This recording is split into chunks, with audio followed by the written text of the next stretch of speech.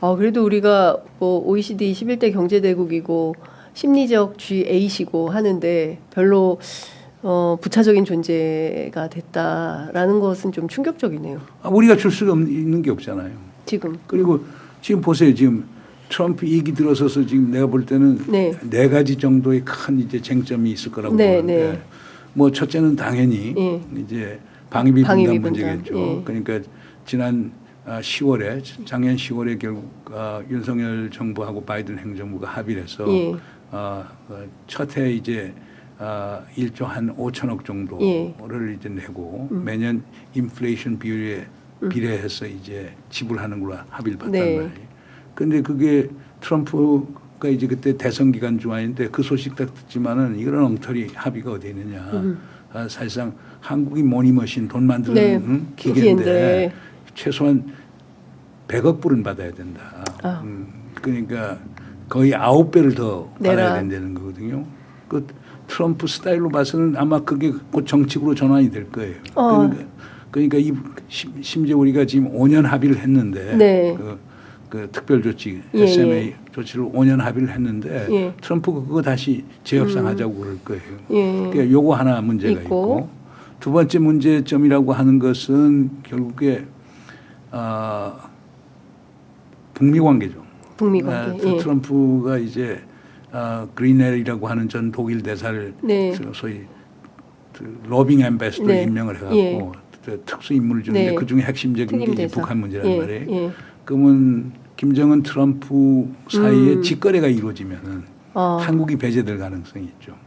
그리고 그 과정에 있어서 우리 정부가 요구하는 것은 어떤 일이 있어도 비핵화가 모든 대화 협상의 입구에 놓여져야 된다고 강조를 하는데 트럼프가 지금 당장 급하는 게 북한이 핵미사일 활동 중단시키고 지금 갖고 있는 핵시설, 핵미사일 시설, 그다음 물질, 무기를 감축시키면은 미국이 그에 상응하는 조치를 취할 수 있다. 이렇게 나와버리면은 우리 입장에서는 우리 비핵화 목표라고 하는데 큰 차질이 생기는 거거든요. 그러네요. 그러니까 하나는 우리가 패싱당하고 두 번째로는 우리가 원하지 않는 소위 핵군축 협상이 미국과 북한 간에 이루어질 수 있다. 이렇게 되면 이것도 우리 한국 정부에 주는 타격이 상당히 클 거예요. 큰일이네요. 세 번째 또 문제점은 이번에 그 엘드리지 콜비라고 하는 친구가 이제 정책 담당 국방 차관으로 임명이 됐거든요. 이 친구는 강조하는 게 아주 명백해요. 주한미군이 존재하는 이유는 북한 위협 때문이 아니다. 사실 중국 때문이다. 그러니까 그리고 한국도 미국이 대중 견제 포위 봉쇄하는데 적극적으로 나서야 된다. 대만 해협에 위기가 생기면 한국은 자동적으로 개입해야 된다. 이런 주장을 하는 거거든요. 그리고 더 나아가서는 한국이 방어는 이제 앞으로 한국이 하도록 하라. 전시작전 통제권 빨리 가져가라. 그리고 이제 우리가 계속 확장 억지 당신들한테 해줄 수 없으니까 한국도 핵무기 가져라. 이런 주장을 하는 사람이란 말이에요. 그러면 여기서 이들 주장이 특히 마가 그러니까 미국을 위대하게 만든다라고 하는 그 트럼프의 핵심 지지 세력이 지금 강조하는 게 주한미군 철수를 강조해요. 해외 주둔 미군의 소위 철수를 감축과 철수를 강조를 하기 때문에 여기에서 이제 문제가 생길 수가 있죠. 우리는 대북 억제가 중요한데 미국은 대북 억제는 니들이 알아서 하고 대중 억제하는데 참여를 해. 그러면 이렇게 위협 인식에 관해서 한국과 미국 사이에 소위 이질성이 커졌을 때 한미 동맹에 큰 차질이 가져올 수도 있다. 마지막으로는 뭐 관세 문제죠. 뭐 보편 관세를 10에서 20% 부과한다는 것부터 시작해서 그다음 각종 이제 비관세 장벽, 소위 물량 규제 이런 것들 나오게 되면 우리 업체들에게는 큰 타격이 되거든요. 그러니까 트럼프 행정부 2기가 시작해서 4가지 현안 문제들이 한미 관계 큰 쟁점으로 등장을 하게 될 겁니다. 그런데 최근에 전해 들은 소식에 따르면 우리 외교부에서 뭐 문도 못 두드리고 돌아온 것 같더라고요. 만나지도 못하고.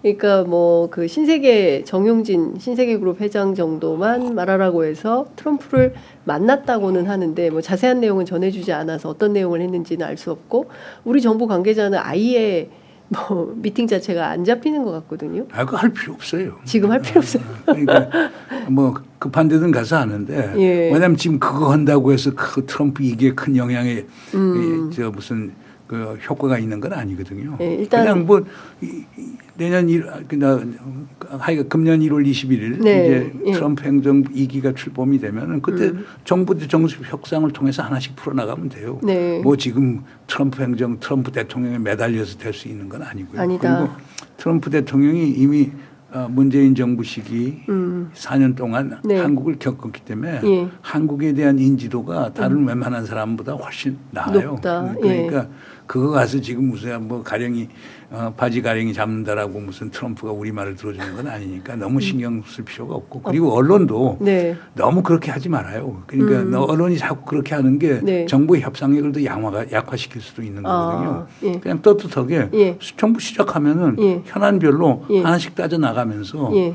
그다음에 우리가 들어줄 건 들어주고 그다음 들어주지 못할 건 우리가 협상을 통해서 미국의 입장 변경을 요청을 하고 네. 만약 그것도 안 되면 아주 미국과 관계를 그 분야에 있어서는 관계를 완전히 재조정하는 걸 생각할 수 있는 거거든요. 네. 그러니까 그러니까 좀, 우리가 대범하게 나갈 필요가 있어요. 그러니까 자신감을 가지고 대범하게 한반도 운전자론 우리가 좀 외교안보 정책에 있어서 우리가 스스로 좀 이렇게 배에 힘을 주고 좀 임할 아니 뭐 필요가 있다. 한반도 운전자론까지 갈 필요 없이, 필요도 없이. 대한민국 주권 국가인데 네. 그리고 우리가 취약한 주권 국가도 아니고 네. 뭐 경제력, 군사력, 그다음 우리 시민의 수준, 뭐 문화력 어디는 뒤지지 않은 국가예요. 그렇습니다. 그러니까 우리가 오만할 필요는 없지만은 네. 그러나 떳떳하게 트럼프 행정 보고 하나씩 따져 나가면 될 거예요. 네. 정 안 돼서 트럼프가 주한미군 빼겠다고 하면 그거 가져와라. 수용해서 우리가 자주 국방 분명히 하고 예. 그다음 남북 관계 개선하고 예. 그다음 중국 러시아하고 관계 개선하고 예. 일본하고 협력을 해갖고 예. 뭐 일본 중국하고 협력해서 동북아의 새로운 다자안보 협력 체제를 만들 수도 있는 거니까 네. 그러니까 우리가 상상의 문을 좀 네. 열어놓으면은 대안이 있어요. 뭐 네. 트럼프 행정 위기 들어왔다고 해서 세상이 끝이 나는 건 아니니까요. 네.